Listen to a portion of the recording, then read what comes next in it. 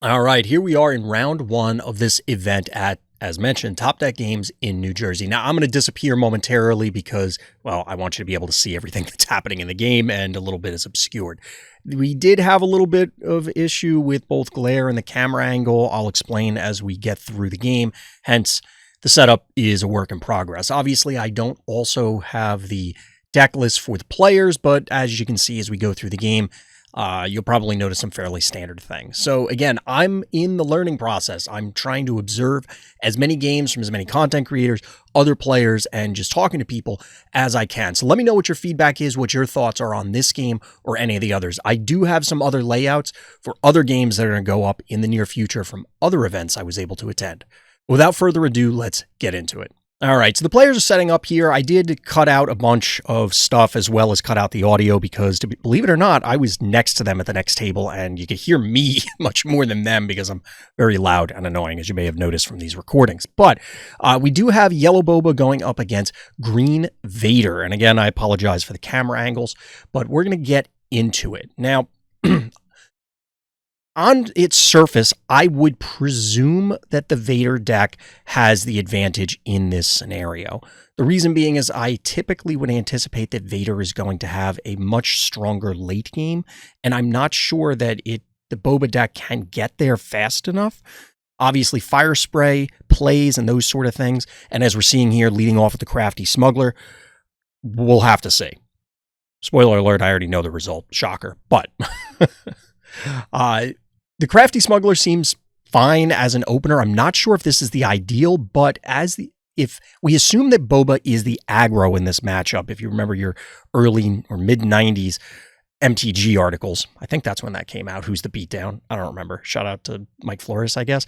But we see Vader taking the initiative, no early turn one play, or any play at all. Instead, we get the turn two super laser tech, which is brutal. When I was playing aggressive decks at this event in a different week, I did end up running into some issues where Vader was able to ramp out very, very, very quickly. And in this case, super laser tech is simply removing the shield, but that does matter long term. Now we're getting a resupply here. I know, again, the whole space arena and some of the resources because of the camera angle are messed up, hence why I am trying to call this stuff out. But Vader once again takes the initiative, at least able to get that first action, which seems to be crucial. There are matchups where I'm starting to understand how the initiative relationship works. But having not played Boba Green, because like many people, I'm short Vaders, and having not played Green Control, because I'm short Vaders, I'm not too sure. Now we're seeing a resupply come down from the other side. This is going to be a relatively quick Darth Vader leader deployment. And that's not a ton of damage on the Vader player's base. The Seasoned Shore Trooper here is at worst something that's going to end up clearing stuff out. And because of the ramp, that's what the marker is going down on there, that it does in fact have its boost. Shout out to the players for actually tracking this. Definitely made it a little bit easier. When I was editing it and I saw that, I'm like, I don't understand what this is. Oh yeah, they ramp. Duh, that's why. So it's a sizable shore trooper that's going to hold down the ground arena at least somewhat. 4 damage is 4 damage. I guess it's fine, but I feel like you needed more pressure. I don't know, and I'm going to pause here as we're seeing the 7th Fleet Defender come out. Boba players, you'll have to tell me. I understand you want to get Boba on the board quickly, but is it appropriate? Against aggro, I could see it kind of going either way. Like, you want to get Boba out to help control the board, but if you take a turn off to resupply, then you're falling behind. And against control, you could argue you have time to resupply, but if you're taking an early turn to resupply, you're not advancing a threat and therefore not applying pressure. So I've been playing Yellow Boba, which naturally does not feature ramp, natively anyway. So you're going to have to let me know, Boba Green players, how the appropriate way to play this is. But we'll get back to it. As mentioned, the 7th Fleet Defender, this is part of the reason why I wanted to do commentary on this, call it out. You can see it up there all the way at the top of the screen, verging on invisible. There is one that is going to be invisible later on. Spoiler alert. We do get the Boba deploy.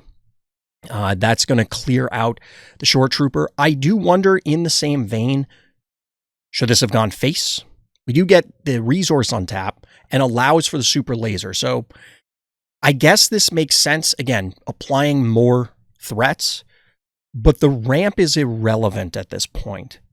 So we'll pause here just for a moment. I don't know, would 4 damage on the base have mattered? I didn't think about that when I was editing. So I'm not sure. In general, I would say yes. Get another threat on the board so that way you can continue pressuring.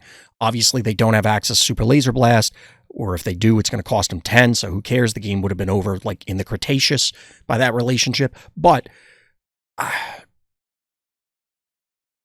I don't know. I'm not sure. I think this makes sense, but there's an argument that maybe you just need to get going and go face. Let them waste time running into your stuff, but then they would have just cleared the smuggler, maybe? I'm not sure. But anyway, we'll continue.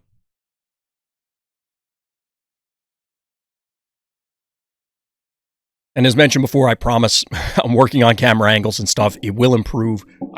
I'm testing at the different stores to see, okay, what do I need to do here? And this, I think, was just me fat fingering the zoom a little bit. Otherwise, we would have been zoomed out and I could have cropped it better.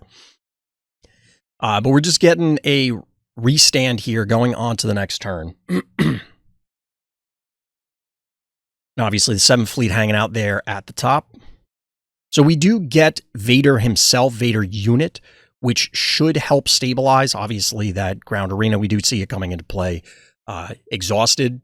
I keep, out of habit, even though I haven't played Magic in, it's getting close to 20 years. It isn't quite 20 years, but I haven't played Magic since a while, we'll just say. We get a cell block guard. That, of course, is going to help lock things down, and then Vader himself is going to go punch stuff.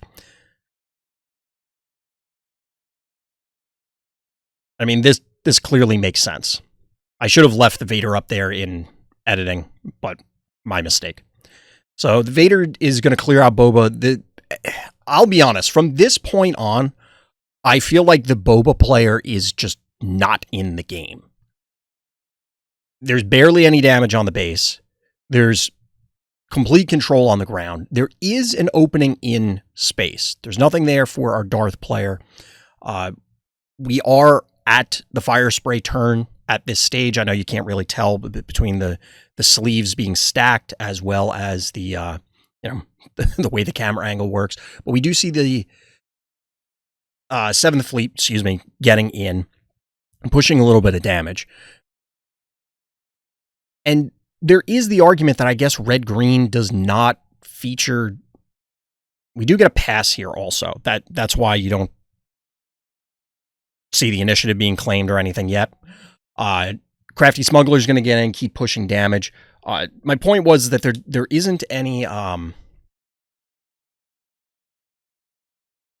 going to pause just so we can get the point in as we see Vader coming out.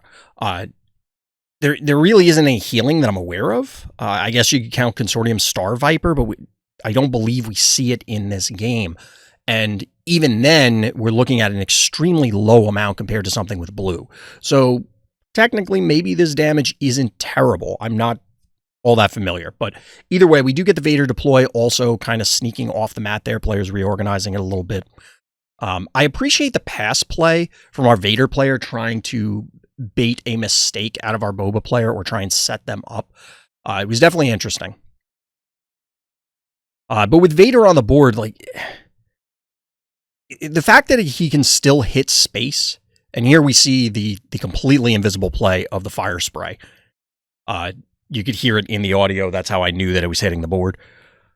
But fire spray comes down, and that's kind of the one saving grace here.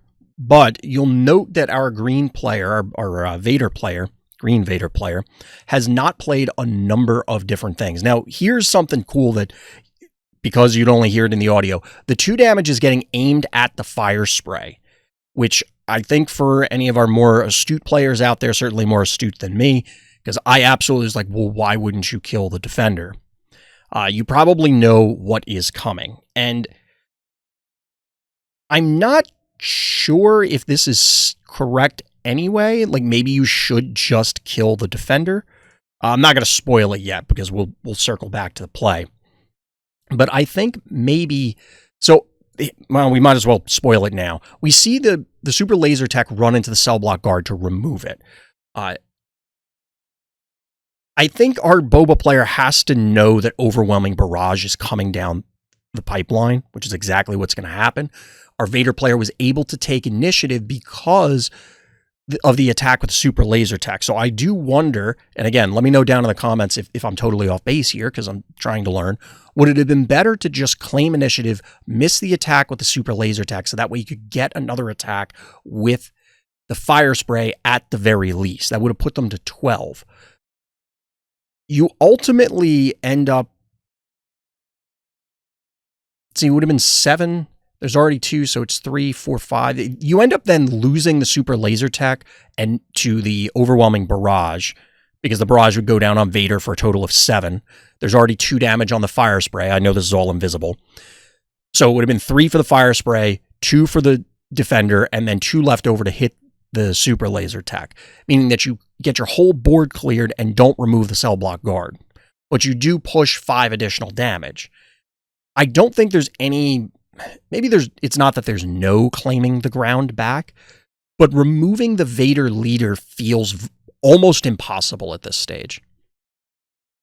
So either way, we'll move on and we'll see what's happening here. So fire spray does get in for at least a little bit of damage. That pushes our Vader player to 12.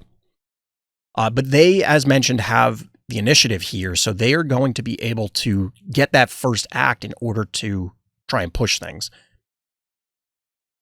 It looks like I need to fix my editing a little bit. Future me, remember. Get that fire spray and a couple other things. I'm noticing a few things that are a little bit off, so my bad.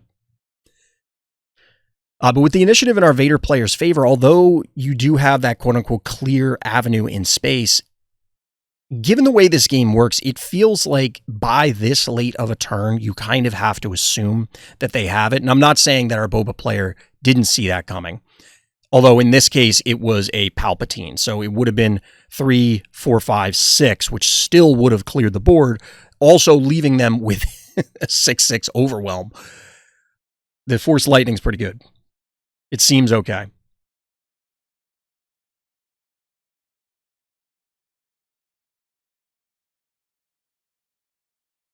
So we're actually getting the cunning going down on the 7th Fleet Defender, which did have a shield, so I did misspeak a little bit about it getting completely removed. Although you could have removed, I guess removing the shield wouldn't matter in the other scenario, so that walks it back. That walks back what I was thinking earlier. But we do get cunning getting played there, allowing for an additional damage push. Base up to 19.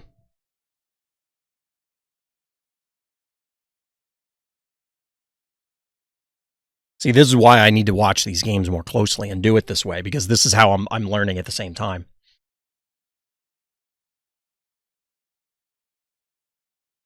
So at this stage, it is strictly the fire spray, which was removed, and then the 7th Fleet Defender, which is now removed, and now that's a very empty board for our Boba player. And if it wasn't over before, it feels like it's one of those scenarios that in playing other games, there are times where a game will appear close because you end up in a scenario where the game naturally drives to one player, even though they win, being at a low life remaining total. But ultimately, they've 100% established control, and there's effectively nothing. I mean, look at that hand. We do have the barrage. We do have a bunch of other stuff. We do get an ECL to remove the Vader there. But my point is that sometimes in a game, it will look close from the outside or at a glance, but ultimately you end up in this scenario where one player has completely established control and there is nothing that the other player can do, even if one of the players is at 1 life. In this case, there it's 6 remaining health, 19 damage on the base, but the Vader player seems to have completely established control of the game, and there's nothing that I've seen in standard Boba lists that gets them out of this. If you have a fire spray, it's dying to overwhelming barrage. If you have any kind of ambush character, it is only ambushing units and therefore not punching face. So unless you can suddenly vomit a whole bunch of guys onto the board, you're not getting there. See, in this case, since we already had to burn the ECL, we do get the Steadfast Battalion, but hey, Vader just one-shots it. Palpatine one-shots it and overwhelms. You do force your opponent to have to deal with them, but as compared to a true aggro deck, if you're playing Sabine, if you're playing Leia, where either hero pings, leader pings, you get Ruthless Raider coming down, or you ultimately have For a Cause I Believe In or something that allows you to push damage out of combat, it felt like this game was kind of in the bag several turns ago, not necessarily because of misplays or anything like that. I mean, it's possible, but it just feels like it's kind of out of reach.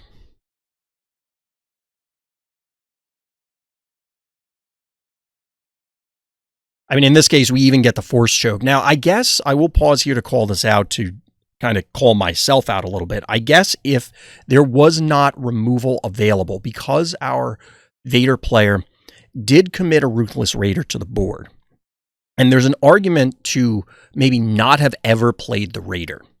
So here's the reason. If you play the Raider and you can see how many resources they have down, well, you can't see it that well because their hand is in the way. But the point is, they expended a bunch of resources, leaving them with not much. Now, both players know, due to the earlier Viper droid, that the Force Choke was there.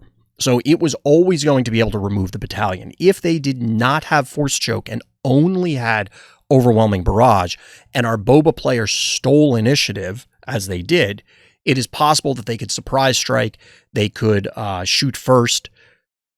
Well, I guess surprise strike, really.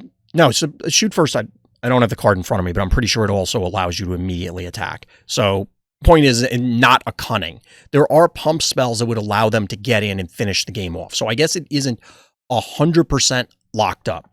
But obviously we knew the Force Choke was there. Both players knew the Force Choke was there because the probe droid, as mentioned. So maybe our Vader player would have played it differently if they did not have that available, so that they always had the safety valve of playing the Overwhelming Barrage. But even then, at well, now 18 damage because of the Raider, but 16 damage previously, our Boba player was kind of in dire straits no matter what, because if our Vader player kept the initiative, at worst, they overwhelm with Palpatine, or maybe they just go face with Vader, ping off whatever happens to get played. One other point of note, if they did have, instead of the battalion, if they had fire spray, it is possible that it would have likely, I think, gone down into a weird choosing initiative scenario, because they could have played the fire spray. If they end up getting the fire spray out after the Raider, you can't Force Choke that. You'd have to Overwhelming Barrage, and you wouldn't have the resources because you stole back initiative, but it may be like the Boba player has to pass kind of thing. Now, at this stage, the players, as you can see on the left, I'm pausing it, but they kind of picked it up, so we know what the outcome for this one is. So yeah, that's it. Let me know what you think about my thoughts on the game, or what your own thoughts for this are. As I said, I haven't played this matchup. I'm trying to watch as many games as I can, because there are a bunch of local tournaments that are coming up that I'm very excited to participate in. But that's going to do it for this time. So as always, everybody, thank you for listening. Thank you for watching. Tune in next time for more Random Thoughts.